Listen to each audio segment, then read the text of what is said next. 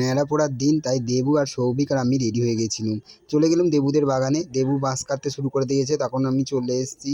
দেবু অনেকক্ষণ দাঁড়ানোর পর দেবু বাঁশ কাটতে শুরু করে কাটাইটাও ধার নেই তেমন। তারপর সৌভিক দাঁড়িয়ে আছে, তখন আমাকে দিল তুমি এবার কাটো, তাই আমি কাটতে শুরু করে দিয়েছি। বাঁশটা ছাঁটতে শুরু করলুম।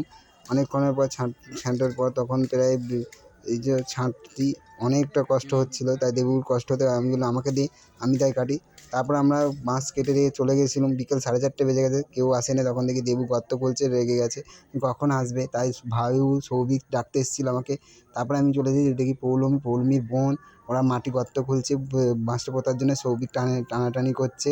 তারপরে আমি চলে এসেছি। তারপর ওদের দিকে বললুম পাতা, নারকেল পাতা, কলা পাতাগুলো নিয়ে আয়, তাই দেবু এই যে ভাইউ চলে এসছে, ভাইউ নিয়ে এইদিক ওইদিক করছে। পৌলমী দাঁড়িয়ে আছে, আমি নারকেল পাতাগুলো ঠিক করছি। তখন চাঁচড়ে দেবো বলে ওই যে করতে করতে সবাই তখন দেখুন কেউ যখন বাচ্চারা নেই, আজকে আমাদের ক্লাবেরও খেলা ছিল, সবাই ক্লাবে চলে গেছিলো, তাই কেউ আসেনি। আমি, দেবু, সৌভিক, ভাইউ, পৌলমী, তারপরে প্রবীরকে ডাকলাম। প্রবীর আসতে নেই, একবার দেখে ঘরের দিকে চলে গেছে। তাই চাঁচড় বাঁধা কমপ্লিট হয়েছে। এই যে চাঁচড়টা অনেকটি বড়ও হয়ে গেছিলো, তাই কেউ তুলবে সেই কারণে লোক পায়নি। দেবু তো খিদে পেয়েছে বলে ঘর চলে গেছিলো। তারপর আমি বললাম প্রবীরকে ডেকে নিয়ে আসো, তাই সবাই মিলে প্রবীরকে ডাকতে গেছে। তাই দাঁড়িয়েই আছি। তখন প্রায় 5টা বেজেই গেছে। ওই যে আমাদের চাঁচড়টা বাঁধা। তারপর প্রবীর এসে গর্ত দিয়ে বসে গর্তে জল জমে পাঁক কাদা তুলছে। প্রবীর অনেকক্ষণ দিয়ে পাঁক কাদা তুলতে শুরু করেছে। তারপর প্রবীর ওখানটা দিয়ে এই যে আমাদের পঞ্চানন্দ মন্দির দেখা যাচ্ছে, বানাবনের সাহায্য করে। তারপরে দেখি গুল্লু চলে এসছে। গুল্লু বলছে আমি কখন আমাকে জ্বালাচ্ছিল জানলা দিয়ে, আমাকে নিয়ে যাও নিয়ে যাও। তাই গুল্লু অনেকক্ষণ দিয়ে জ্বালানোর পর আমি তাকে আনতে গেছিলাম। তারপর চলে এসে এই যে আমাদের চাঁচড় ফাইনালি কমপ্লিট হয়ে গেছে। তখন 6টা বাজে। তারপরে ভাই বললো আমার পড়া আছে, তাই চলে গেছিলো। আমি বললাম কখন চালাবো, বললো 8টার সময়, তাই চলে এসে এখন 8টা বেজে গেছে। আমাদের চাঁচড়টা জ্বলছে এখনও, সবাই ঝাঁট চাঁচড় বাজতে শুরু করে দিয়েছে। বা এত সুন্দর চাঁচড়টা জ্বলছিল অনেকক্ষণ ধরে। দেখো কত সুন্দর চাঁচড়। তারপরে সবাই এবার এসে বাচ্চারা সবাই রেডি হয়ে গেছে।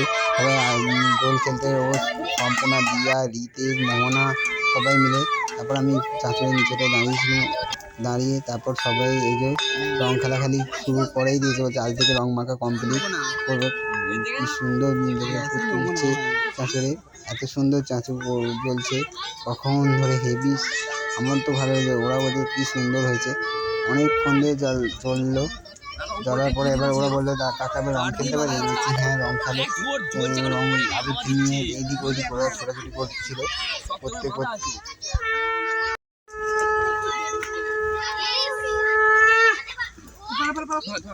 চলে যাওয়ার পর হিমন্দের উঠোনে আমরা উঠে পড়েছিলাম। সম্পূর্ণা, দিয়া, হিমন, তারপর দেবু, সৌভিক, গুল্লু সবাই রং মাখা। আমার তরফ থেকে সকল বন্ধুকে জানাই আগামী শুভ দোলযাত্রা সবাই ভালো কাটুক। আমরা তো ভালো কাটছি।